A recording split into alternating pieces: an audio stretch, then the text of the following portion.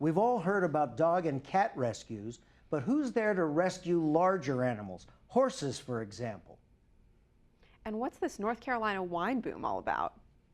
That and more on this first edition of Hi Neighbor.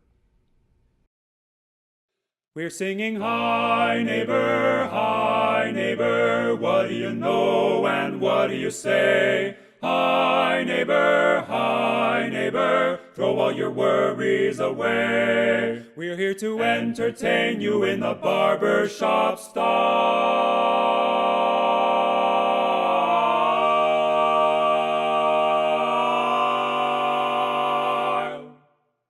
So throw your cares and troubles aside for a while.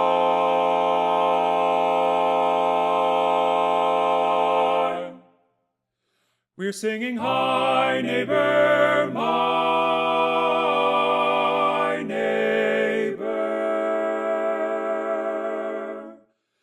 Now's the time to say hi. Now's the time to say hi.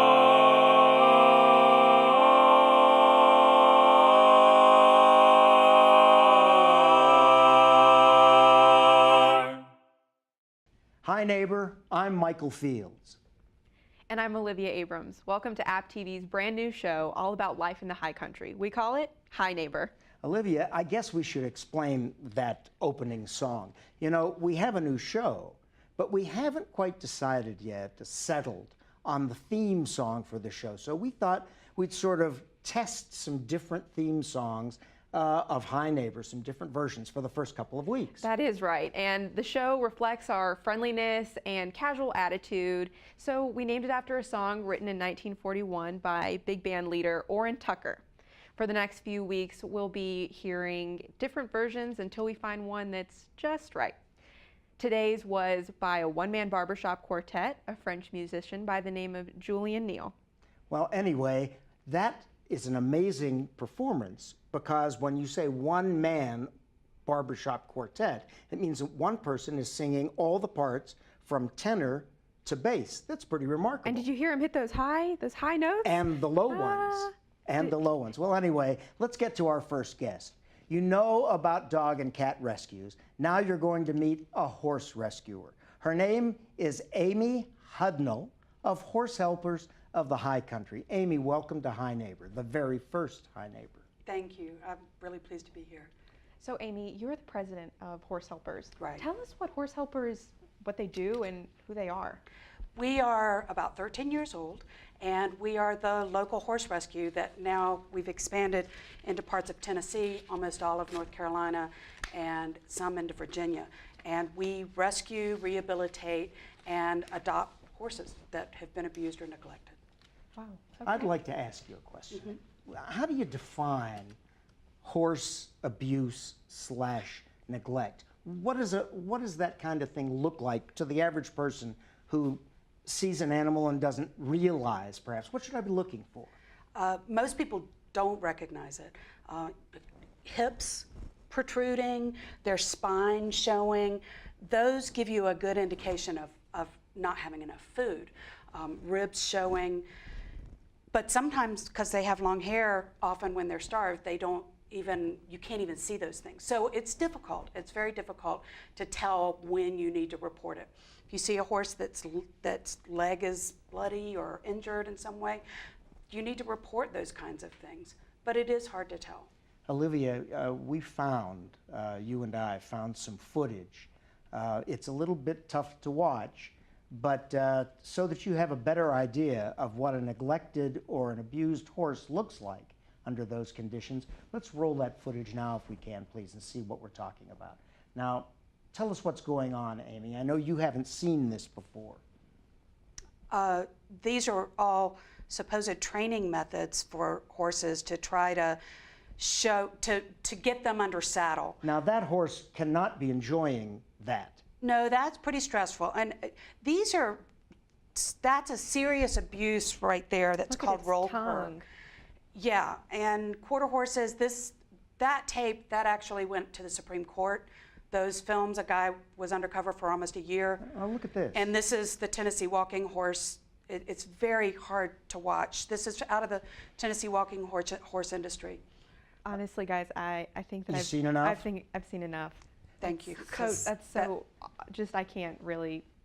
Why would anybody do that? I guess the same applies to dogs and cats and any kind of animal. Well, all of the footage that was there all came from people in the show industry.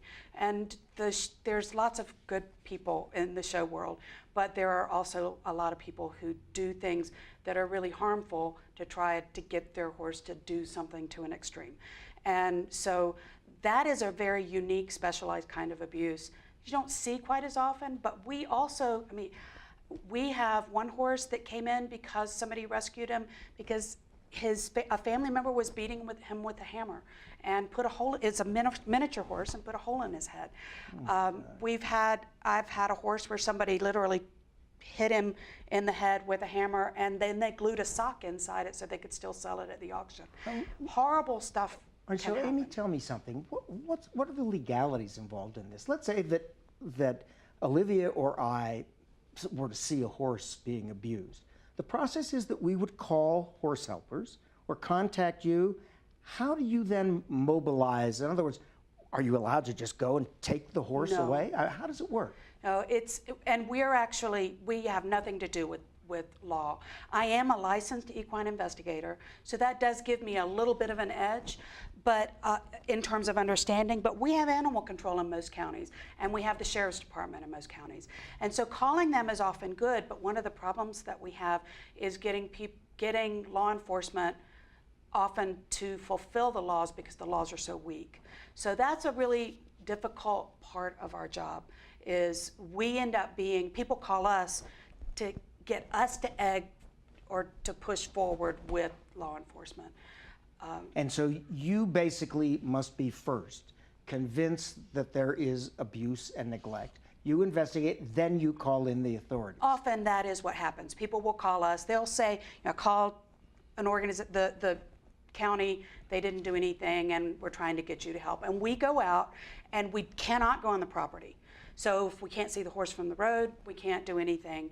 We talk to people, we take pictures if we can take pictures. There's a farm in this area that I follow and track annually, just to make sure that the horses are always in shape. And then if you find a situation like that, where do the horses go? I mean, let's say that the authorities say that, that there's abuse or neglect. Do you provide a home for the horse? It varies from county to county, which is part of the problem. I mean, it is really difficult. So in this county, for example, if animal control calls us, they don't have a trailer, they don't have a place to put a horse. So they have to find somebody to do it, and hopefully they call us, and we go with them and pick up the horse. In Tennessee, when we work in Tennessee, I go with the sheriff's department, and it's just like what you see on TV. There'll be 4 or 5 sheriffs and me with the truck and trailer, and they'll sort of cordon off the property, and then we load the animals and take them home, and then begin the rehabilitation. So it changes from state to state and county to county. There is no absolute answer. So Go ahead, moving go ahead. forward, if we see a horse that's in distress, or we, as citizens, we feel like, we need to call someone, how do we get in contact with you, and what are the steps that are taken? Okay, so you would either call us and leave a message, because we are all volunteers, so we're not always at the phone. Where? We'll call you where? We are outside of Boone in a community called Zionville. We don't release our information because we've had people break in to try to steal their horses back. I mean, there is a real risk of danger to us in what So we do you have a website? We do. And what Horse is- Helpers NC for North Carolina. Horse Helpers NC at no, that was my email. Sorry. It's at gmail.com if you want to contact us Say it about again. a horse. Horsehelpersnc at gmail.com, and that's a good way to get in touch with us about reporting abuse. Our website is horsehelpersnc.org. www.horse. This is fascinating. Wonderful. Thank you for being here Thank with you. us. Thank you. And good luck with your work. I have a lot of admiration for what you're doing. Really? Thank That's you hard very work. much. And we'll hear from you again. Okay. We're going to have a We'd very love to be long here. run on this show. Okay, cool. Next time That's we'll go great. out and take some pictures. Come out to the farm and we'll show you some pictures. Thank you, Love Amy. to. Thank you. Thank you. You know, Olivia, that is a kind of not such a wonderful thing to start our first show It with a isn't. story that's kind of so disturbing. It isn't, but I do appreciate people that can educate others on things that you don't just see every day. I mean, not everyone knows what kind of signs you see for a horse that's in distress. That's correct. So I'm glad we've had someone here to talk with us. From the kind of disturbing to the sublime, because you took me on a trip I did take you on a recently. trip. Let's talk about it. You know, Michael, North Carolina is becoming one of the leading wine producing states, from the Yadkin Valley to the High Country. We produce some great wines. On this week's Appalachian Adventure, which is what we call this segment, Olivia and I took a trip to Banner Elk Winery to learn a little about what makes our local wines so great. Let's watch. Okay, so where are we right now, David? Folks Right now we're in the control Villa room. Vineyard here at Banner Elk Winery. We have 3 vineyards. Now, these are our Seyval Blancs. Seyval Blancs are in the Sauvignon Blanc family. They are too a French-American hybrid grape that does very well here in the High Country. It makes a similar dry, crisp, citrusy-like white wine, similar to Sauvignon Blanc. They've noticed the grapes are larger in size. It's pretty sweet. I'll let you taste it. See what you think. So I'm thinking about the grapes in the grocery Right. store. It'll- What's this one going to taste It'll like? be similar, and actually that, believe it or not, that's as sweet as some of the ones in the grocery store. Wow, okay. And we'll, Should I eat it whole? Or should if you want, I just taste it for the taste to see how much sugar's in it. Yeah, this tastes just like the ones in the grocery store. So if we look at this, this is a Brix level of about 19, so we're getting there. I want to get it to probably about 23 on these. And so you'd say about another week, since Probably it's so close? 10 days. So you want to head on down? Sure. So now we're in the winery. Tell us what goes on in here. Sure. This is where we make wine, and this is an electric destimmer and shredder. Okay. What you do is you get the grapes, and they're all cut in little bunches, and you put all the bunches in this bin right here. The grapes get partially crushed. After destimming this, we have vats, and this is the one I just finished emptying. I split it into 2 things. One was 93 gallons, and the other is 90 gallons. The next process is what we did today. We clean all of this. This is a basket press. And So it's- this is what all the must looks like. Correct, and Okay. actually it's mostly liquid. This is only what's left. It's called the pumice once you squeeze it and get rid of all the juice. And what we'll do is once we get the wine in one of these tanks, we will put the slats or chips in the tank and then allow it to have contact with the wine, and we will taste it on a weekly basis. And when we get the desired taste that we want with that oak taste, then we'll actually just rack it off where we switch it from one barrel to the next and leave the oak chips behind. So that like this size would make in Good question. how many bottles of wine is something like this going to make? This is going to make about 95 gallons, and 1 gallon of wine makes about 5 bottles. That ends up being around 700 and something bottles, which comes out to about, for both of these together, it's going to be 185 gallons. All right, if you'll watch, I'm going to put the lid on. And now this has to sit just right. There it is. Once the pneumatic pressure starts pushing it out sideways, it's pressing it out of the skins and the seeds. And they're being filtered. So when you open this, after this process, Which I'll do. I'll you're show going to you. have a lot of It is, but it's called a cake, where it's very firm and pressed together. interesting. Okay. Well, we're going to head over in this direction, is that right? First of all, Lisa, what's your last name? I'm Lisa Koch. And you live here in Banner Elk? About a fourth of a mile away. Oh my goodness. Michael is a little anxious. If, Oh, I if you couldn't tell, he's ready Put to me taste. in front of good wine. And this is what we're famous for. So we actually are standing on an old blueberry farm. So this is 100% blueberries, no grape added. And we're famous for this because it is both dry and it almost acts like a champagne where it's very effervescent. Is it common to make wine out of blueberries, or is that Very much so, It actually. is. You can even make wine out of blackberries or even avocados now. Do you remember going to summer camp? It tastes a little like bug juice. Oh my Do you remember bug Was it juice in bug camp? juice, Michael? We don't know. This is wonderful. Yeah, I really like that. It's Tell me like something. a fizz sparkle. Do serious wine lovers, do they consider this legitimate? It depends upon the person. Again, the nice thing about wine is you can have your opinions and it's your opinion. It's also why when people come in, they go, I don't like red wine, but I'll try it. And we go, there's a dump bucket. You're never going to offend us. You like what you like. But actually, most wine lovers really like this. Lisa, thank you so much, first of all, for the information, and secondly, for the goodies of the wine. I'm glad to be of service, and please come back and see us again. Oh, we certainly will. Okay, neighbors, our last guest, Amy, with Horse Helpers, left us a little gift, and it's a Hunks and Horses calendar that are available for sale and on their website at www.horsehelpersnc.org. Thank you, Amy. You're going to take that one home? I might take that one You might home. take it home. All I don't right, know. We have added a new guest to our panel.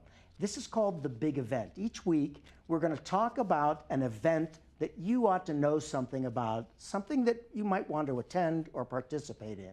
This one is about trees. Please meet Dr. Jeff Remsdell of App State's Appalachian Energy Center. Jeff, thank you for being here. Tell us about what's happening on September 24th, which is next Saturday. Well, thanks for having me, Michael. Next Saturday, September 24th, we have a conference that's put on by RIEEE, the Research Institute for Environment, Energy, and Economics, here at Appalachian State. And the name of the conference is The Value of a Tree. Now, this conference, it's open to the public, Yes, sir. and it's going to be held in the Parkway Ballroom. at the Clemens Student Union. Yes, sir. Starts at 8 in the morning, Right. 5 until 5 in the afternoon. That's correct. Tell us if I want to attend this thing all day, first of all, and it's free. It's free. Who am I going to meet? Who are the people who are going to be speaking to me, and what are they going to be likely to be telling me? Well, the idea is that we pick a theme. This is the first conference that we've done like this, but we pick a theme and we bring in speakers and audience members from all kinds of different disciplines and perspectives. The idea is to listen to other people's perspective and gain knowledge in that way, and then have a knowledge-based discourse about the topic. So this topic is all about a tree. So can you give us a little background on maybe what we'll hear? Sure. So we'll have economists, we'll have foresters, we'll have timberland resource management companies, some company that's interested in the investment of timberlands. We'll even have a luthier there with us. So You will have a what? a luthier, somebody that makes musical instruments Out from of wood. wood. Wow. Yes. Okay. And a mountain bike enthusiast or mountain bike instructor that's built mountain bike trails. So you can see it's a great variety of perspectives of a tree. I'm counting 1, 2, 3, 4, 5, 6, 7, 8 speakers. That's correct. And lunch, And lunch, free. All for free. all for free. Tell us again about where you hope this sort of movement will eventually go, because I know you have some plans to take this a lot further than just a one-day conference. Yes. This all started with Eric Marlin had this idea. Who is Eric? Eric is a professor in the Department of Mathematical Sciences here at App State. And Eric came to me one day and said, you know, Jeff, I think it would be good if we had these conference. And he was thinking about a TED Talk type of conference. We've all seen those. But one where the audience could interact with the speakers more. Mm-hmm. So we talked about, actually had a knowledge-based discourse ourselves about different perspectives of this conference, and came up with this idea that if we picked a theme, brought in people from all different perspectives, and then give time for the audience to participate in the discourse, that we'd all leave with a great deal more knowledge. Well, thank you, Jeff. I Well, really, I want to ask another question. Not so fast. Michael has a lot of questions If today. I'm interested in all this stuff. Why do you Yeah. think we booked it? What I want to know is this: how much knowledge do you expect people to have as they walk through the door about issues relating to trees? Any? Some? A lot? All of the above. There will be other experts in the audience from Oak Ridge National Labs, from the DOE, from other universities in our area, K through 12 teachers. So you can see that there'll be a great range of amount of knowledge on the topic, but also remember different perspectives, and that's what we're going for. So this week's big event is going to be at on Saturday, the 24th of September, from 8 a.m. until 5 p.m. at the Parkway Ballroom in the Plemons Student Union. It's a whole day long of immersion into subjects relating to trees, and there's a free lunch in the deal too. Jeff, thank you so much. It was great having you here. Thanks for your knowledge. Thanks for having me. Thank you. It's yours, Olivia. Well, I'd like you to meet Judith Geary, who teaches in App State's Department of Communication. She's a communications teacher. And what does she do? She's an author. She is an author, and she's published. We've asked her to introduce us to other writers who live and work in the high country. Here's Judy on Books Matter. Joseph Pathanti is an App State English professor who is an author, novelist, and poet. He was North Carolina's Poet Laureate from 2012 to 2014. Pathanti is the author of 10 poetry collections, the award-winning novels East Liberty and Coventry, and collections of short stories and essays. If that's not enough, he's the recipient of the 2016 North Carolina Award for Literature, the state's highest civilian honor. Today, we'll be talking about Joseph's nonfiction and novels, including his most recent, The Life of the World to Come. Welcome to Books Matter. It's my pleasure, Judy. So glad to have you. One of your recent essay collections is billed as creative nonfiction, is entitled Half of What I Say is Meaningless. While I applaud the creativity of the title, I really kind of disagree with the message. Where did that title come from? You know, I suppose it's a little tongue-in-cheek because I hope everything that's in the book matters, but the title itself comes from the very last essay in the book, the title essay, which is really about my brush with the Vietnam War. I was in the last Vietnam draft lottery, and I had a bad number. My number was 33. And I was driving one day in my hometown of Pittsburgh. It was a messy, wintry day, and John Lennon's famous song, John Lennon, Paul McCartney's famous song, Julia, was playing from the White Album. And the very first line of that song is, half of what I say is meaningless. And they got about through that part of the song when the broadcast was interrupted, breaking news about the Vietnam War, that the draft would no longer be reinforced and we were pulling out of North Carolina. So it seemed an apt title to use for the essay. And then my editor at Mercer University Press, I actually had a different title, asked me if I didn't think that might not be a good title, and I had to agree. Yeah. Well, I noticed when I read that collection, of course, since I was a VISTA volunteer, I relate to your beginning essays about being a VISTA volunteer in North Carolina. Tell us a little bit about that. So in 1976, I had just gotten out of grad school at the University of Pittsburgh in my hometown of Pittsburgh, and I didn't know what I wanted to do, but I had a really long list of things I couldn't stomach the thought of doing. So I just threw my name in the hat, in the VISTA hat, and I was chosen randomly to go to North Carolina and work in the North Carolina prison system. I knew nothing about prison whatsoever. My training was in Atlanta, so I left Pittsburgh on August 14th, 1976, and arrived in Atlanta on August 16th, 1976, and began a week of training. The most momentous thing about that is the very first morning of breakfast when all the new Vistas got together. I met my beloved wife, Joan, who was a 20-year-old young woman from Atlanta, and she was coincidentally assigned to the same project. So the essays give us sort of the arc of your new life in North Carolina, half of your life. In a lot of ways. It begins with my trek from home.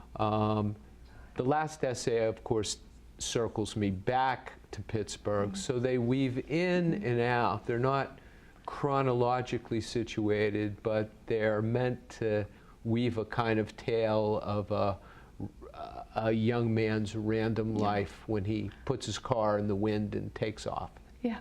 So speaking of putting your car in the wind and taking off, your most recent novel, The Life of the World to Come, that reads almost like two books. How did that come about? Two complete stories with the same character.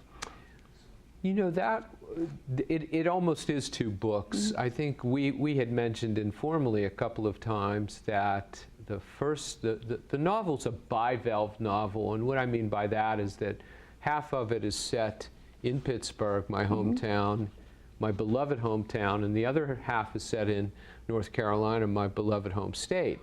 And the Pittsburgh chapters were a novel unto themselves that I wrote several years ago, maybe, and sent it out. And then I started a sequel, which is the North Carolina part, where the young man who is fleeing organized crime takes off south.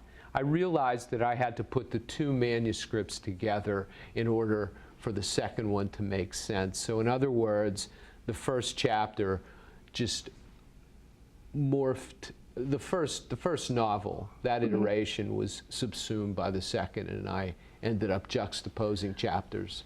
So we're glad that it worked, that it came together in that way, because it's a terrific book. Next time we'll talk about Joseph Bafanti, the poet. Until then, I'm Judith Gary, and books matter. Next time we're going to talk about Apples. Bye, neighbors. Thanks to Bouquet Flowers and Gifts in the Boone Heights Shopping Center for our beautiful floral arrangement. We're singing Hi Neighbor, My Neighbor. Now's the time.